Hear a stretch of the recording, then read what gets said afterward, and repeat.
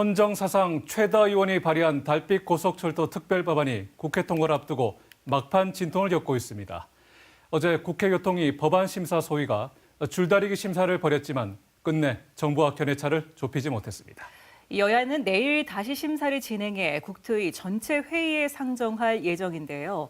여야 의원이 뜻을 모아 마련한 법안인 만큼 연내 국회 본회의 통과가 가능하도록 한다는 방침입니다.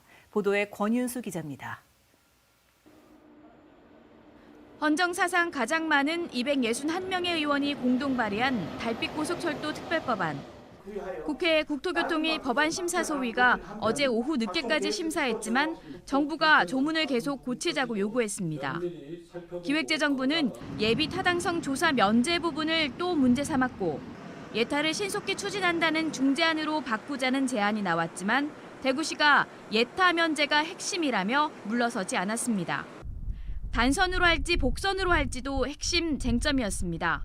줄다리기 끝에 단선으로 하되 복선 건립에 대비한 땅을 마련해 놓자는 중재안이 나왔지만 이번엔 국토교통부가 거부했습니다.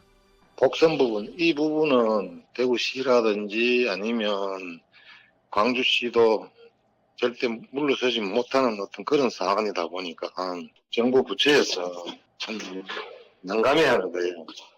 결국 여야 의원들은 내일 오전 법안 심사를 위한 회의를 다시 열기로 했습니다. 마지막 회의임을 통보하며 정부 측에 중재안을 가져오라고 했습니다. 법안 소위 심사를 빠르게 끝낸 뒤 국토위 전체 회의에 상정해 통과시킨다는 계획입니다. 그렇게 해야 27일 법제사법위원회를 거쳐 28일 본회의 통과가 가능하기 때문입니다.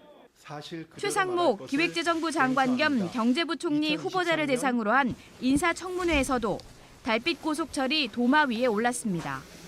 주호영 의원은 국토 균형 발전을 위해 추진하는 사업은 경제성을 따져선 안 된다며 예타 면제를 강하게 주장했습니다.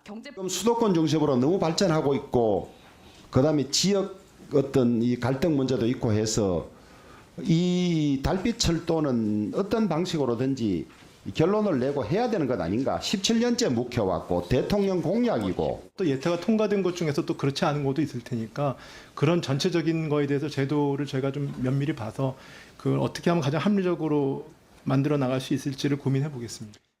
오랜만에 여야가 뜻을 모아 마련한 법안이 정부라는 암초를 만난 가운데 연내 국회 통과의 분수령이 될 마지막 법안 심사 소위에 이목이 쏠리고 있습니다. MBC 뉴스 권윤수입니다.